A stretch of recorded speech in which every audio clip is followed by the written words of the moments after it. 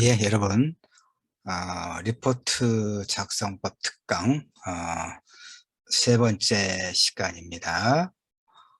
어, 첫 번째는, 리포트를, 어, 작성하는 데 있어서 가장 기본이 되는, 형식, 그 형식의 문제를, 상세하게 설명을 했고, 두 번째는, 논증적 에세이, 논증적 글, 즉, 주장하는 글을 쓰기 위한 어, 다양한 어떤 내용들을 상세하게 안내했었지요. 어, 이 이제 리포트 작성법 특강 세 번째 시간은 이제 그 비평문과 관련된 내용으로 되어 있는데 음, 조금 어려울 수 있어요. 그 첫 번째와 두 번째는 그렇지 않은데 이 세 번째는 조금 어려울 수 있습니다.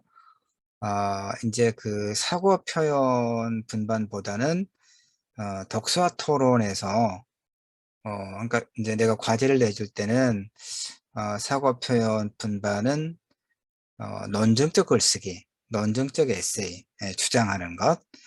논증은 뭐라고 그랬습니까, 여러분? 무언가에 관해서 주장을 하고 그 주장이 옳음을 입증하기 위해서 떤 객관적인 자료를 근거를 제시하는 활동, 그러니까 주장과 근거를 제시해서 나와 생각이 다른 상대방을 설득하기 위해 쓰는 글이 논증적 글이다라고 두 번째 시간에 강조를 했죠. 그러니까 사고 표현 분반에서는 과제를 내줄 때 이 논증적 글을 쓰도록 그렇게 내가 이제 안내를 할 겁니다. 독서 토론도 이제 논증적 에세이도 있겠고 특히 독서 토론은 이 특강 3번에서 이야기하고 있는 비평문을 좀 써보게 할 거예요. 그래서 리포트 작성법 특강 세 번째에서는 그 감상문과 독서 감상문과 비평문이 어떻게 다른가를 좀 설명을 하면서 특히 비평문에 대해서 내가 이제 쓴 비평문을 읽어가면서 글을 쓸 때는 비평문을 쓸 때는 이렇게 하는 것이다라고 설명하는 것을 30분짜리를 만들어 두었는데 그게 조금 어려울 수가 있어요. 그러니까 사고 표현 분반은 크게 신경 쓰지 않아도 될 것 같고 독서 토론을 한번 주의 깊게 보고 그러면 좋겠고요. 그 다음에 이제 미리 이야기하지만 리포트 작성법 특강 자꾸 이야기합니다. 지난 시간에도 그랬고 리포트 작성법 특강 1번은 자주 들어보고요. 2번도 자주 들어보세요. 1번과 2번은 근데 3번은 다소 어려울 수 있고 그러긴 한데 어차피 뭐 한 번씩은 들어봐야 되겠죠. 그런데 크게 신경 쓰지는 않아도 될 것 같아요. 왜냐하면 리포트 작성법 특강 세 번째 시간에 이야기하고 있는 비평문 쓰기 이제 이론은 그런데 비평문은 이렇게 쓰는 것이다. 감상문과 비평문은 이런 것이 같고 이런 것이 다른 것이다. 이런 설명을 할 건데 그럼에도 불구하고 내가 이 정도의 글을 쓰라고 여러분한테 요구하지는 않을 거 알겠죠? 왜냐하면 나는 전문적으로 글을 쓰는 작가잖아요. 그리고 내가 예시로 보여주는 그 3번, 세 번째 시간에 보여주는 내가 쓴 글도 난 전문적인 작가, 소설가고 평론가가 쓴 전문적인 그 문학 평론이기 때문에 하나의 예시로 가장 좋은 글로 이제 모범적인 글로 이렇게 쓰는 것이다라고 보여줄 뿐이지 학생들한테 그렇게 쓰라고 요구할 수가 없어요. 알겠죠? 학생들을 수준을 낮춰보는 그런 차원의 문제가 아니라 그 정도로 전문적인 글을 쓰라고 요구하지 않겠다. 이런 의미예요. 알겠죠? 그러나 이제 공부를 할 때는 제대로 된 글을 이제 소위 샘플로 삼아서 이렇게 비평문이란 이런 글이고 이렇게 쓰는구나 하고 그냥 한 번만 알면 돼요. 알겠죠?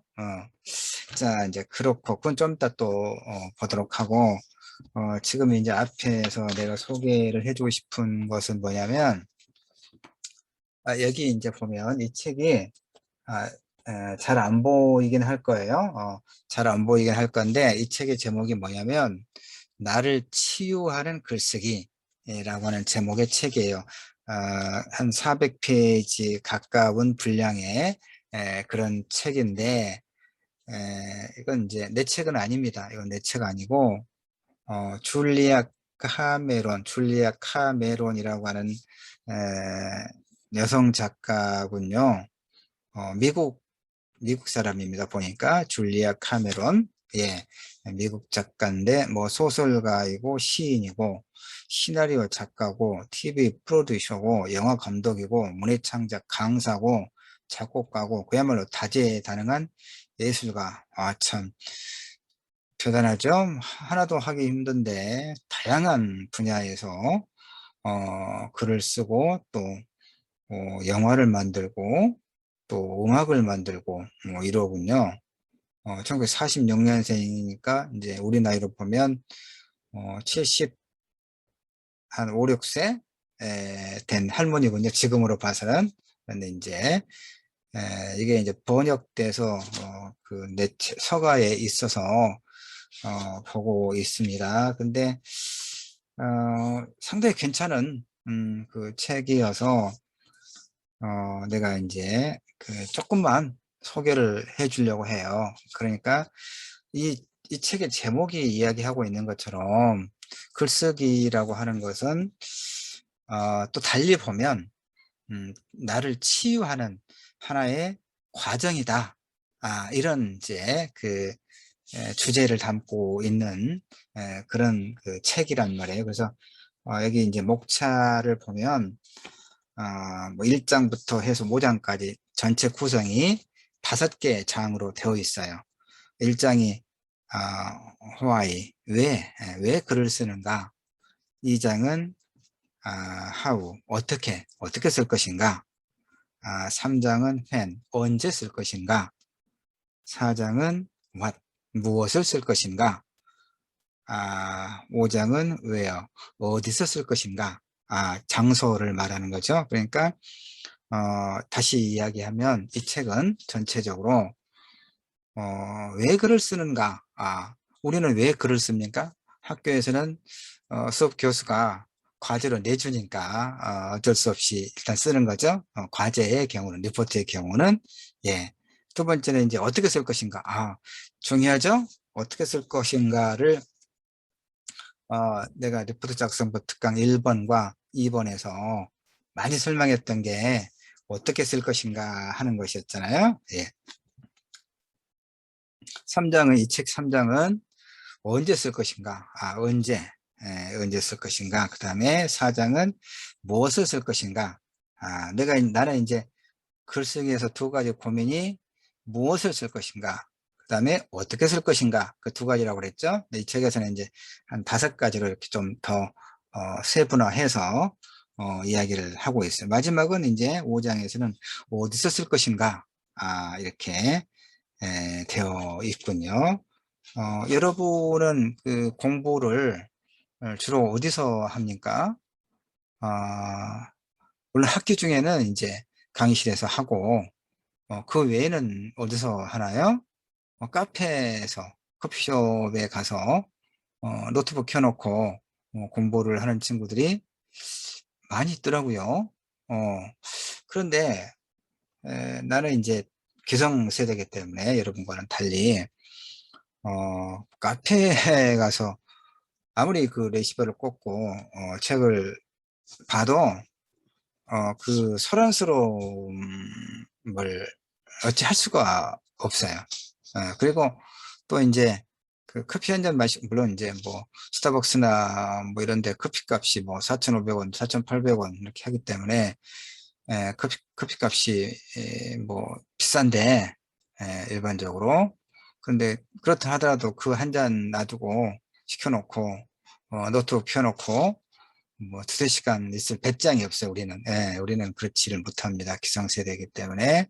근데 어쨌든 젊은 친구들은 그렇게 커피숍, 카페를 활용을 해서 노트북 들고 가서 강의도 듣고 글도 쓰고 이렇게 공부를 하고 있는 친구들을 이제 뭐 심심치 않게 봅니다.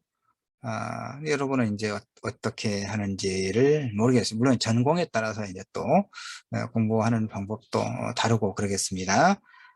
그래서 하여튼 이 책, 지금 나를 치유하는 글쓰기는 내가 이제 그 유튜버가 아닙니다. 네, 유튜버가 아닌데 지금 벌써 이번 학기 2021학년도 2학기까지 벌써 4학기면 2년이잖아요.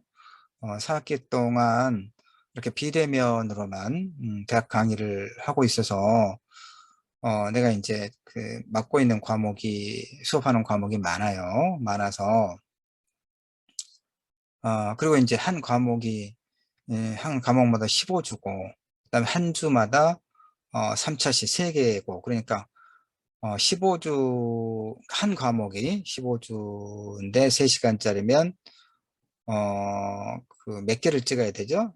그 이 수업 동영상을 3개씩 10개면 10주면 30개, 5주면 15, 45, 45개. 예, 그러니까 한 과목당 45개의 동영상 수업 자료를 만들어야 하잖아요. 그것이 이제 뭐 5과목이다. 그러면 4, 5, 20에다 5, 20, 4, 5, 20, 200 몇십 개 되죠. 한 학기에. 예, 그 강의를 이제 그 우리 남부대학교는 유튜브에 올리지 않고 우리 CMS 수업 자료실에 이렇게 올리기만 하잖아요. 그런데 이제 또 전남대학교 같은 경우는 내가 1차 시 때 설명했다시피 그 이렇게 학교 A 클래스 수업 자료실에 자료를 올리면서 이렇게 링크를 유튜브에 올려놓고 링크를 해서 또 듣게 이렇게 또 시스템이 돼 있단 말이에요. 그래서 어쨌든 내가 한 학기에 만드는 수업 동영상 수가 뭐 굉장히 많잖아요. 200개, 어림에서 뭐 한 200개가 넘어가니까. 그래서, 어, 이제 내가 그 동영상을 만들면 유튜브 내 계정에 이렇게 업로드를 해놔요. 대체로 그렇습니다. 업로드를 해놓고, 이제 학교에 따라서 링크를 해놓으면 이제 타고 들어와서 듣기도 하고, 우리 남부대학교는 뭐 그렇게 돼 있지 않죠. 그러나 여러분한테 지금 이야기하고 싶은 것은, 내가 지금 나를 치유하는 글쓰기 이 책의 내용이 상당히 좋아서 이게 아까 5장으로 되어 있다고 그랬잖아요. 왜 글을 쓰는가? 어떻게 쓸 것인가? 언제 쓸 것인가? 무엇을 쓸 것인가? 어디서 쓸 것인가? 이렇게 5장으로 되어 있고 각 장이 이제 소 제목이 8절, 절로 합시다. 장절 이렇게 구분하니까 우리가 그래서 8절, 7절, 8, 8, 7, 8, 9 등 전체 40개 40개 소 제목으로 또 나눠져 있어요. 그러니까 전체 5장 40절 알겠죠? 한 장마다 8개 내지는 9개 이렇게 그 소 제목으로 짧은 글로 주제로 또 돼 있단 말이에요. 그래서 내가 한 절마다 한 절이면 이거 뭐 한 10분? 한 10분 정도면 읽을 수 있을 것 같으니까 한 10분 정도의 짤막한 그 동영상을 만들어서 내 유튜브 계정에 올려놔야겠다 하는 생각을 지금 이 책을 보면서 바로 했어요. 그래서 하나씩 이게 하루에 하나 하면 40일이나 걸리고 그럴 것 같은데 하루에 뭐 한 2개 하든가 해서 하여튼 그럼 한 달 정도 해서 내 유튜브 계정에 올려놓을게요. 나를 치유하는 글쓰기 남바를 바늘을 붙여가지고 제목도 붙이고 그러면 여러분이 좀 들어와서 그 틈날 때마다 들어와서 10분씩 하나가 동영상이 하나에 10분 정도로 내가 만들 것 같으니까 들어와서 좀 순서대로 한번 들어보기 바랍니다. 편하게. 뭐 일할 때나 쉴 때나, 알겠죠? 상당히 도움이 되겠다는 생각이 들어요. 읽어가고 또 보충을 조금 내가 하고 그러려고 합니다. 유튜브 해서 내가 돈 벌려고 하는 거 아니에요. 나 그 구독자 많지도 않아요. 네, 그런 것에 신경 쓰지 않기 때문에 우리 학생들을 위해서 보충적으로 이 책의 내용을 읽어주고 좀 설명해주고 그러려고 하니까 학교 그 CMS에다 올릴 수 있는 건 아니니까 여러분들이 내 수업을 듣는 남부대학교 상호편 독서 토론 친구들이 유튜브 내 계정에 유튜브 그 계정을 어, 문학과 인간 이렇게 해놨어요. 문학과 인간 유튜브 계정을. 그러니까 아마 그 문학과 인간으로 검색을 하면 찾아지지 않을까 싶은데요. 그리고 또 내 이름 심영의를 검색을 하면 아마 내 계정을 찾을 수 있을 거예요. 문학과 인간 혹은 내 이름 심영의 해서 그러면 이제 이렇게 우리 학교 남부대학교 사고편이나 독서토론도 그동안에 아마 올려놨을 거예요. 다는 아닌가 모르겠는데 올려놓고 이제 다른 과목들 여러분이 이제 그 정말 아주 그 좋은 수업 자료실이었는데 뭐 그걸 여러분이 시간 없고 그렇기 때문에 다 볼 필요도 없고 볼 수도 없으니까 그냥 이제 우리 학교 수업 자료는 우리 학교 CMS에서 보면 되고, 요것만, 나를 취하는 글쓰기, 요 부분은 내가, 40개를 만들어서 차근차근 올려놓을 테니까, 한 번씩 보기 바랍니다. 물론 이제 거기 들어가면 또, 고전 명작 읽기라든가, 그 좋은 그 책을, 이제, 수업 자료입니다. 학교에, 대학교에. 이런 자료들도 있고, 그러니까 관심 있으면, 이제, 한 번씩 클릭해서 보기 바랍니다.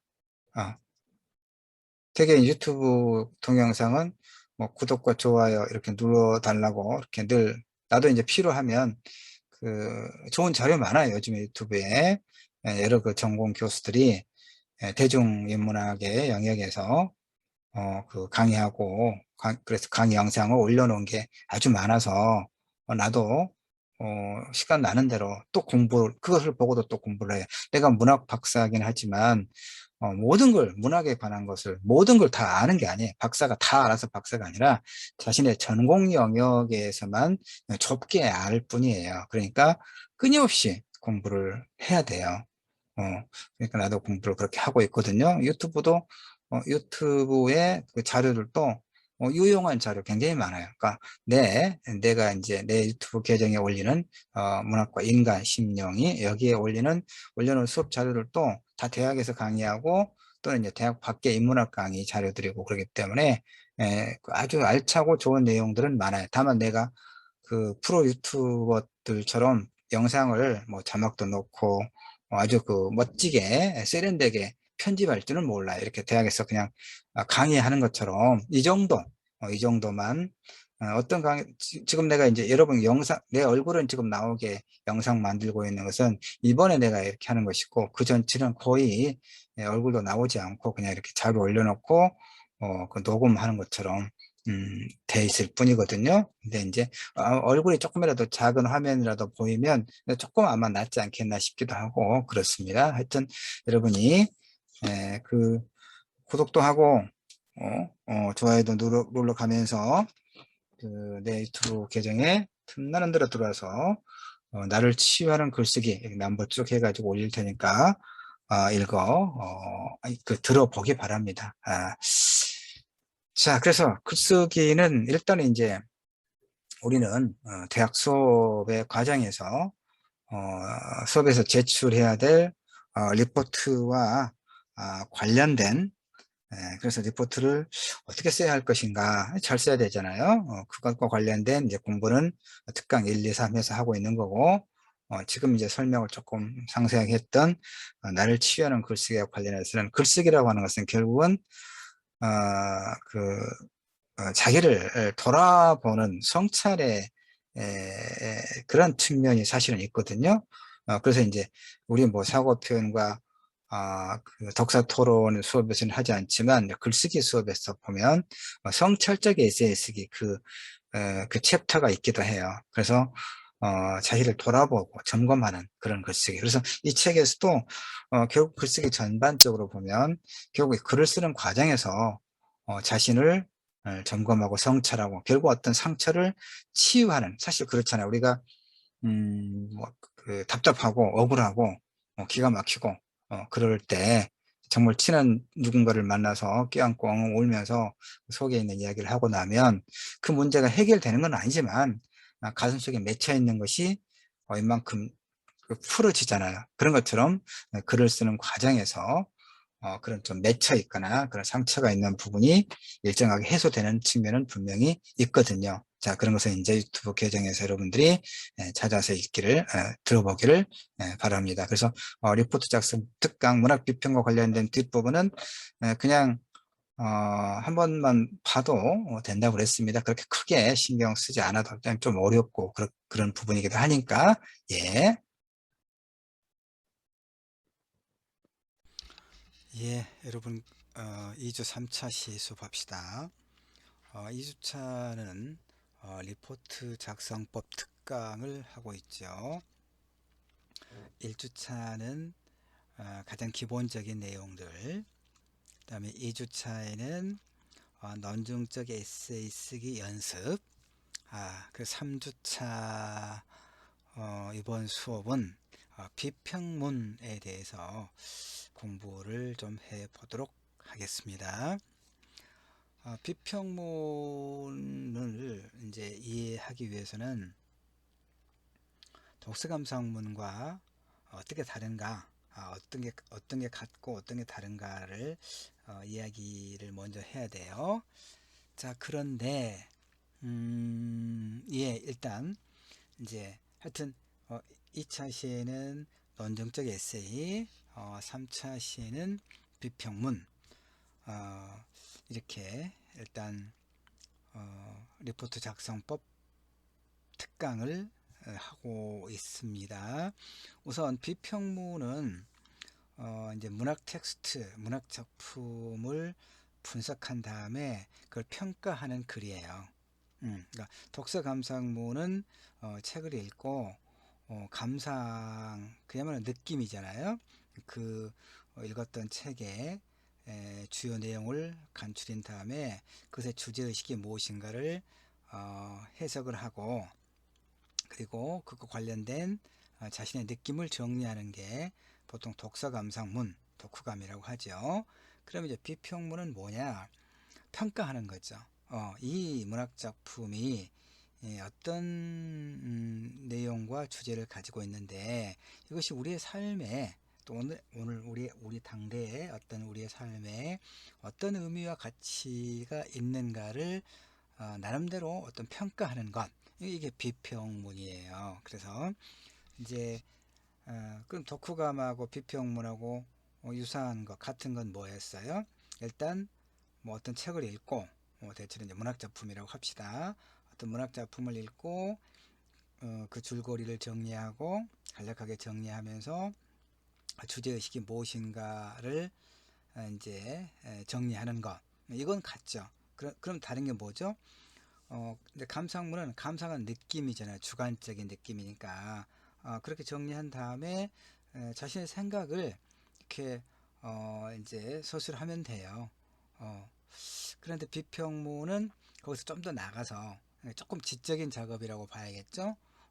조금 더 나아가서 이 작품의 어떤 평가, 이 작품이 참 좋다, 왜 좋은가, 어떤 의미에서 좋은가, 이런 것들을 이제 정리하는 게 비평문이에요. 그러니까 사실은 내가 이제 뭘 강조를 하냐면 잘 쓴 독후감은 결국 비평문과 크게 다를 것 없다, 이렇게 이야기를 보통 합니다. 그래서 이제 수업마다 좀씩 다를 수는 있겠지만 수업에서 내가 대체로 우리 학생들에게 내주는 과제물, 뭐 중간시험을 대체하거나 기말을 대체하거나 아니면 과제물 하나 있는 것을 이제 부과를 할 때 논증적 에세이와 비평문 두 가지 글쓰기 분반의 경우는 이제 달리 하겠죠. 그런데 나머지 과목들의 경우에는 논증적 에세이와 비평문 이 두 가지 이 글을 여러분에게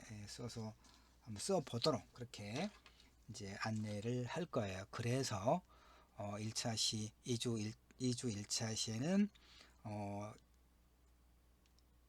리포트를 쓰는 데 있어서 아주 기본적인 내용과 형식을 설명했고, 2차 시에서는 논증적 에세이란 무엇이고 어떻게 이렇게 써 나가면 좋은가를 두 편의 이제 예시를 들어서 설명을 했었죠. 하나가 이제 묻지마 범죄는 없다라는 거였고, 그 다음은 뭐였습니까?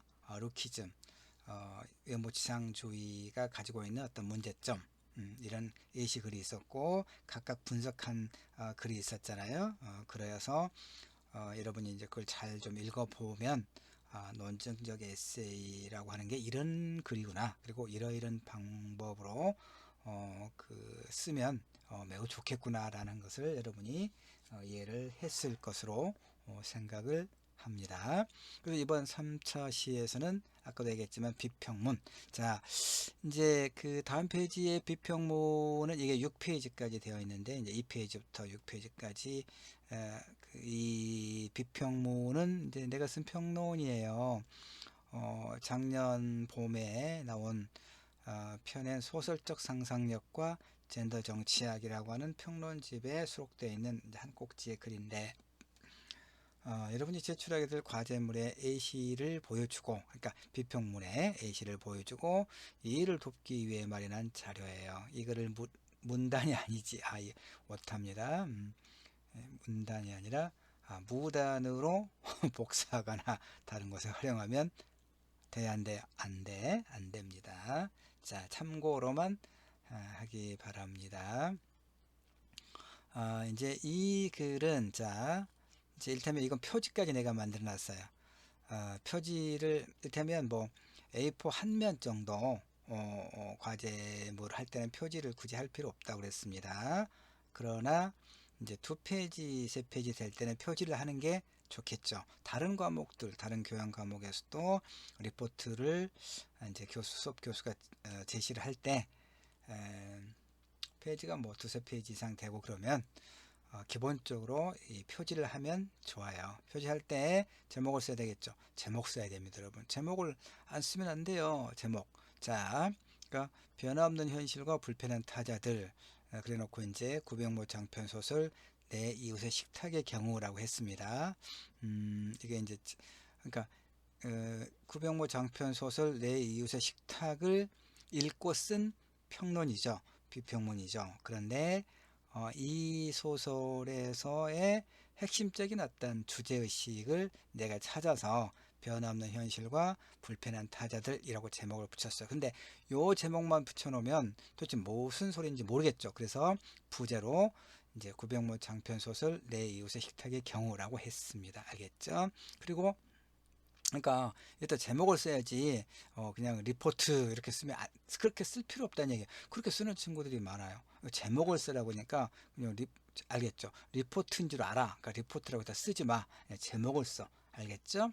그 다음에 이제 이렇게 좀 깔끔하게, 이게 표지에 여러분 깔끔하게 교과목, 각각의 교과목을 쓰고 담당 교수를 쓰고 제출자 성명, 여러분 이지은, 아이유, 이지은, 학과, 뭐 학번, 제출일 이렇게 깔끔하게 쓰면 좋죠. 알겠죠? 자기 이름 쓰고 교과목 각 쓰고 이렇게 해서 깔끔하게 표지. 얼마나 보기 좋아요. 자, 표지에는 뭘 안 했습니까?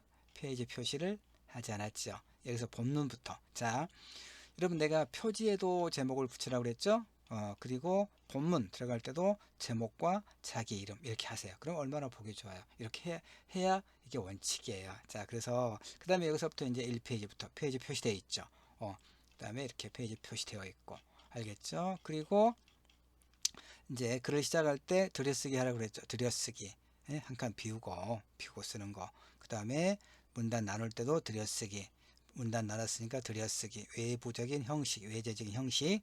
알겠죠? 겉으로 드러나는 그의 형식들. 들여쓰기를 통해서 문단을 구분할 것. 왜 문단을 구분하라고 그랬습니까? 내가 쓴 이 글이 읽는 독자가 잘 이해할 수 있도록 하기 위한 하나의 규칙이다 이런 얘기입니다. 그 다음에 이제 이 글은 또 이제 평로 이제 제대로 쓴 글입니다. 이것은 그래서 이제 각주, 그러니까 다른 사람의 글을 인용을 했을 때 이 인용의 출처를 밝히는 것, 어떻게 밝히는가, 이것도 이제 설명을 해 주도록 할게요. 자, 일단 기본적으로 내용을 이제 읽어가면서 비평문은 이렇게 쓰는구나 라고 이해를 하면 돼요. 자, 독일 출생의 사회학자 마리아 미즈는 그의 저서 가부장제와 자본주의에서 그 다음에 이제 누군가의 책을 이렇게 그 인용을 할 때는 그냥 이렇게 이게 겹낫세라고 하나 표시를 해줘야 돼요.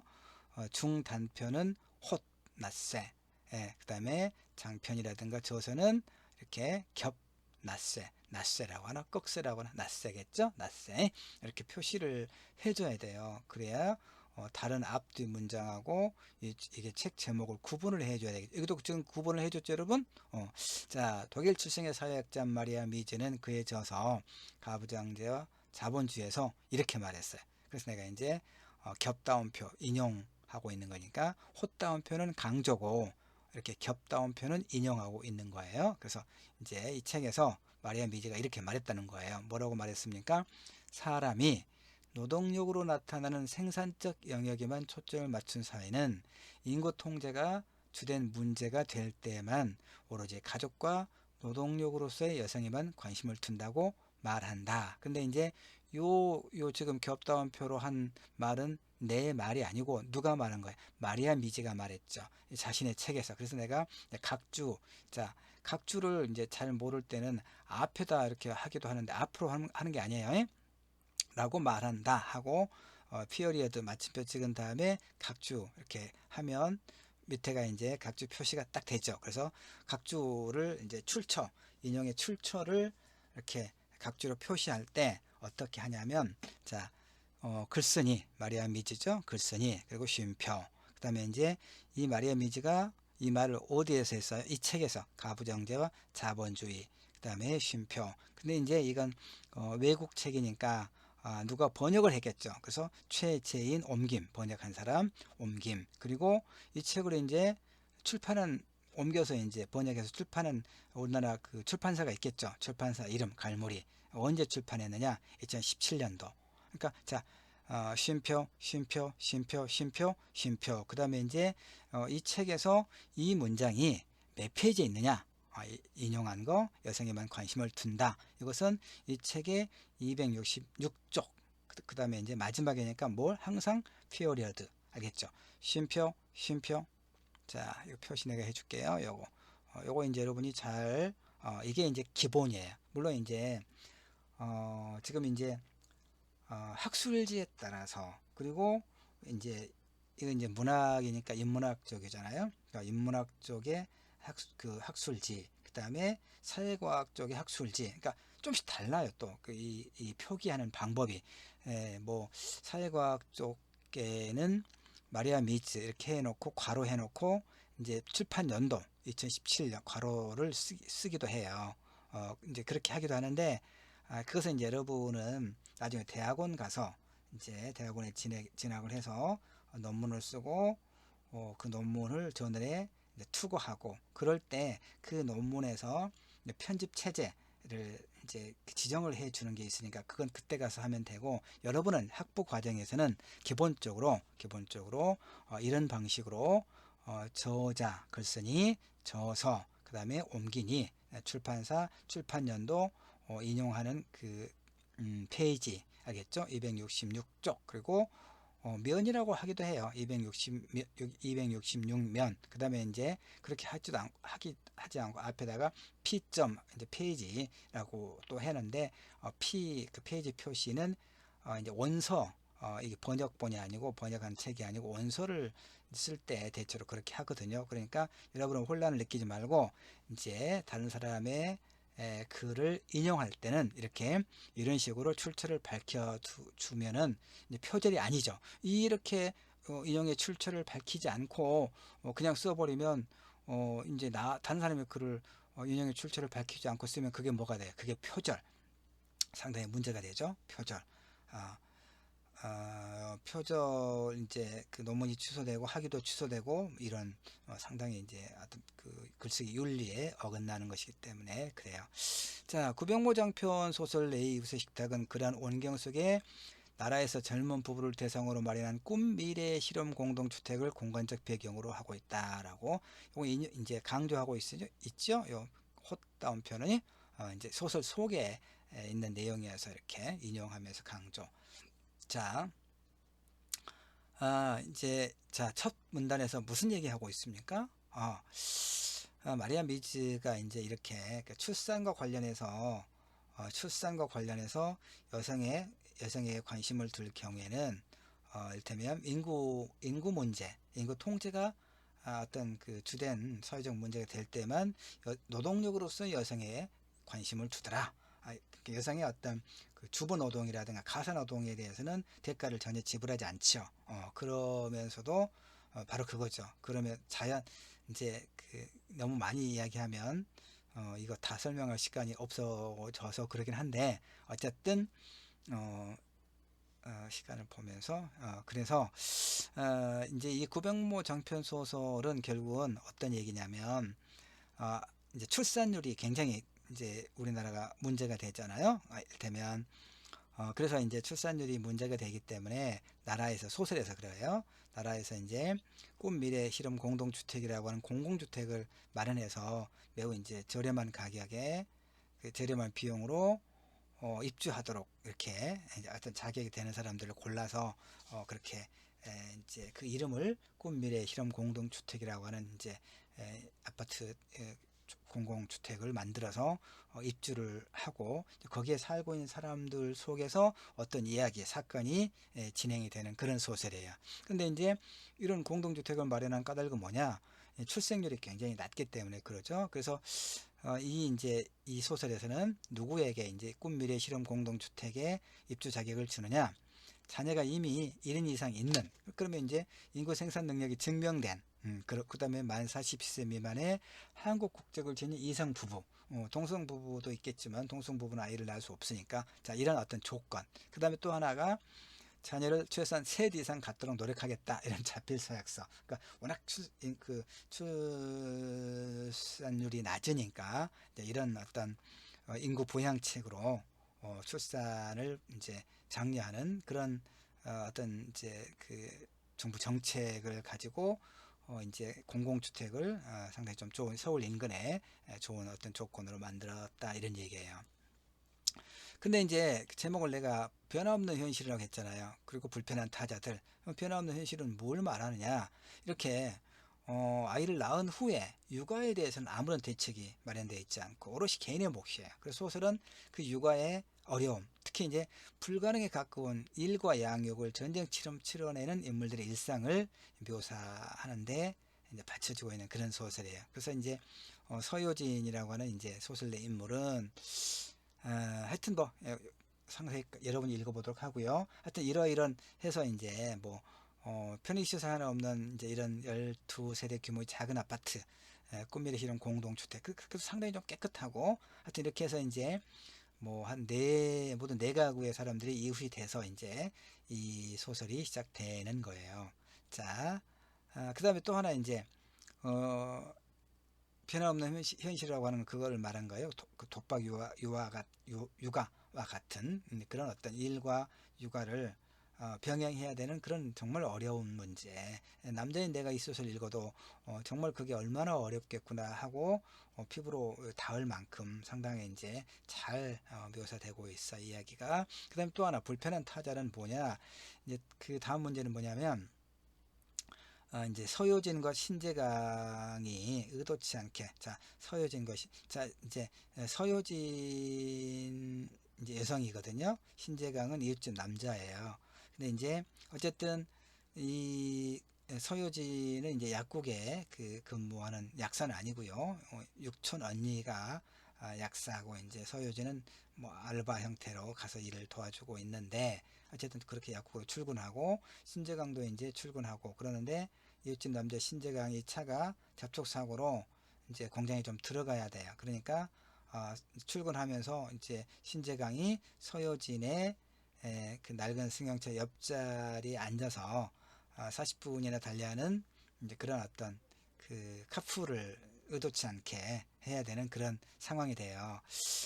이제 이런 상황이 되니까 이제 얼굴은 알고 인사는 했지만 이제 이사 온 지 얼마 되지 않았는데 하여튼 옆집 남자를 그 태우고 40분 넘게 출근하고 또 올 때 40분 넘은 길을 그 거리를 같이 와야 되잖아요. 그러니까 상당히 이제 불편해지기 시작해. 그래서 이 신재강 남자는 이제 차를 얻어 탄다는 것을 핑계로 저녁 하프 시간대에 뭐 값비싼 간식을 가져오거나 그러면서 이제 은근슬쩍 스킨십을 시도를 해요.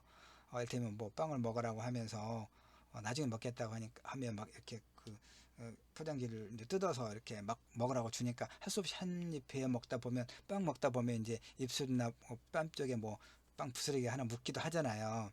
도나스 같은 거 먹다 보면 설탕이 묻기도 하고 그럴 때 이제 이 신재강 남자인데 자기 부인이나 애인도 아닌데 손가락으로 이렇게 뭐 털어준다 그러 이게 얼마나 이 여성의 입장에서 보면 얼마나 웃겨요. 웃긴 게 아니라 정말 당혹스럽죠. 이렇게 은근슬쩍 스킨십을 시도해요. 그러니까 언제나 선을 넘을 듯 말 듯 애매모호한 말과 행동으로 이 서효진 여성을 당혹스럽게 해요. 나중에는 이제 뭐 화장품을 또 아주 비싼 화장품을 선물하면서 저녁 식사를 우격다짐으로 이제 약속을 하고 그런 거죠. 근데 그런 상황이 이제 불편한 타자되다 이런 의미가 돼요.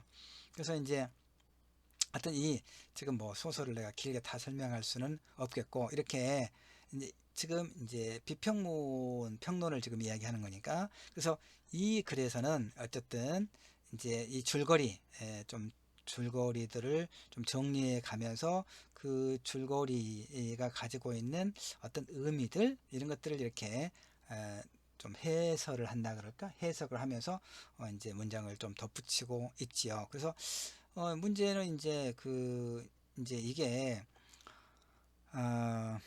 그다음에 또 하나 이제 공동생활에서 불가피하게 마주하게 되는 이웃과의 피곤한 관계. 그러니까 이제 그 꿈미래 실험 공동주택에서 지금 네 가구가 살고 있잖아요. 현재 이 소설에서.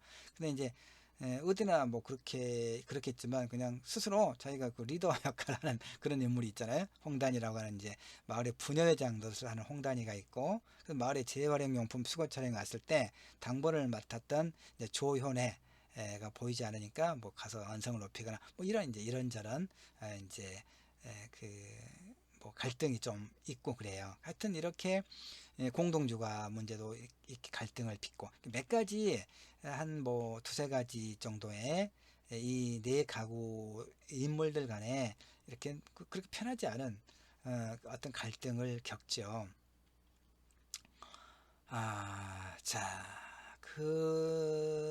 뭐 이런저런 이제 이야기가 있습니다. 그러니까 이 지금 평론은 이 이야기, 소설의 이야기를 쭉 따라가면서 중요한 어떤 갈등의 내용들, 그다음에 각각의 인물들의 어떤 특징들, 그들 사이의 어떤 관계망 이런 걸 이제 중심으로, 그러니까 갈등을 중심으로 여러분 이제 소설 구성의 3대 요소라고 하는 게 있죠. 인물과 그렇죠. 인물과 어떤 갈등, 즉 사건, 그리고 그것이 일어나는 배경, 그러니까 인물과 갈등과 즉 사건과 배경 이것이 소설 구성의 세 가지 요소가 되는 거잖아요. 그러니까 이 소설에서는 이제 그러니까 네 가구 부부니까 다 따지면 8명이고 어쨌든 네 가구의 인물들이 있고 그 다음에 이제 배경은 뭐예요? 그 서울 인근의 꿈미래 실험 공동주택이라고 하는 어떤 배경이 있고 그 다음에 이제 사건들은 뭐 이를테면 카풀을 하면서 남성이 이제 알듯 모를 듯 뭐 그런 어떤 그 은근슬쩍 뭐 어떤 성적인 접촉을 해 오는 것에 대한 어떤 당혹스러움과 불쾌감 이런 게 하나 있고 그 다음에 이제 그 재활용 을 정리하는 데 있어서 그러니까 공동주택 내부의 어떤 규칙이랄까 이런 것과 관련된 하나의 이제 갈등이 하나 있고 그 다음에 이제 공동육아라고 하는 게 이제 아이들 그 집마다 내 집밖에 아니지만 집마다 아이들의 나이도 다르고 성격도 다르고 다 상황이 다른데 공동 육아하자라고 누가 제안을 하니까 그걸 안 하겠다고 할 수도 없고 그래서 공동 육아를 하면서 발생하는 그 피곤한 어떤 관계들 이런 것들이 이제 그 이 사건의 주된 갈등이 돼요. 몇 가지가 한 세 가지 정도가 그 물론 이제 부부간에 얼마간에 또 갈등도 있는 것이고 그러니까 이런 갈등을 축으로 이제 이야기를 이렇게 정리를 하고 있는 거죠. 압축해서 정리를 하고 있습니다. 그러면서 예 그리고 이제 그렇게 하고 있고요. 그래서 이제 좀 여기 마지막 정도만 봅시다. 내용보다는 이제 어떻게 그 문학 평론, 비평문을 어떻게 쓸 것인가를 좀 일러주는 것이 더 중요하니까 내용은 여러분 읽어보면 될 거고요. 자, 정리를 하면 이 구병모는 남성 작가일까요? 여성 작가일까요? 여성 작가입니다. 구병모 장편 소설 내 이웃의 식탁의 경우에 자 남자들은 이제 페미니즘 최근에 페미니즘 그 소설들의 좀 일정한 어떤 편향 일정한 패턴이랄까 이런 게 있는데요. 여기서 이제 이웃의 식탁에서 남자들 어떻게 이제 좀 그리고 있냐면 이웃집 여자에게 치근대는 신재강의 경우에 그 다음에 경제적으로 완전히 무능한 경우 아니라도 보잘것없는 어떤 상황 이렇게 대신에 여성 인물들은 이 공동주택의 질서를 유지하고 공동육아를 계획해서 실행에 옮기거나 남편을 대신해 생활비를 벌어오거나 아이를 돌보면서 그림책 사파를 그리거나 SNS를 통해 중고물품을 거래하는 등의 보다 적극적인 삶을 꾸려가는 것으로 그러니까 이 소설에서 남성들은 좀 찌질해 찌질하거나 무능하거나 여성들은 어쨌든 일과 그 양육을 병행하면서 굉장히 이제 자신들의 삶을 긍정적으로 만들어 나가기 위해서 상당한 이제 어떤 그 뭐 그런 어떤 긍정성을 보여요. 그런데 그래서 이제 이 소설의 경우 결국은 이런 그 자본의 지배가 관철된 그런 사회, 무한 경쟁을 통한 이윤의 실현 이외에 사회를 하여튼 뭐 이런 어떤 그러니까 하나 우리 사회 이 꿈미래 실현 공동주택이라고 하는 이 가상의 공간은 우리 사회 축소판이라고 할 수 있어요. 그래서 이제 뭐 이런 생존에 종속된 그런 노예의 삶에서 사실은 여성이나 남성이나 자유할 수 없다. 이것을 정확하게 잘 이해하고 있고 그걸 잘 이제 그려내는 것. 이것이 이제 이 소설의 장점이다. 그러니까 이게 뭐냐면 제일 마지막에 지금 이 결론 부분은 결론 뭡니까? 여기서 이제 전체적으로 앞부분에서 다뤘던 이 소설의 주된 어떤 갈등 구조, 그다음에 인물의 형상화를 이제 간략하게 언급하면서 이 소설이 가지고 있는 어떤 의의 가치 평가를 하고 있는 거죠. 예, 이렇게 이제 되어 있어요.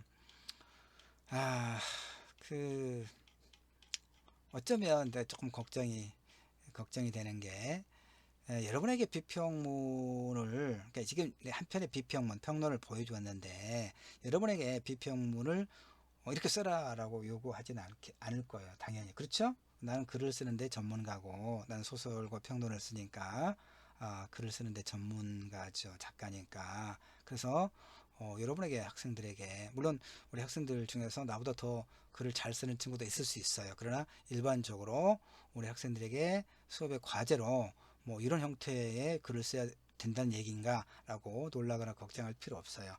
제대로 된 어떤 비평문 한 편 보여주면서 이렇게 이제 맛보기 하는 거거든요. 그래서 뭐 여러분이 한번 읽어보고 어떤 형태로 그러니까 다시 정리하면 비평문은 독서 감상문과 크게 다를 것 없다. 이를테면 문학 작품의 줄거리를 그러니까 이 소설 구성의 세 가지 요소를 참고해서 인물과 사건과 배경을 적절하게 늘 그 고려하면서 놓치지 않으면서 핵심적인 줄거리를 이렇게 정리해 나가고 그러면서 이 작가가 이 소설, 이 이야기를 통해서 어떤 문제를 제기하고 있는가를 소위 말하면 주제의식 내지는 문제의식을 잘 정리하고 그러면서 이 소설이 이 문학 텍스트가 어떤 의미를 가지고 있는가를 평가하고 이것이 이제 비평문이거든요.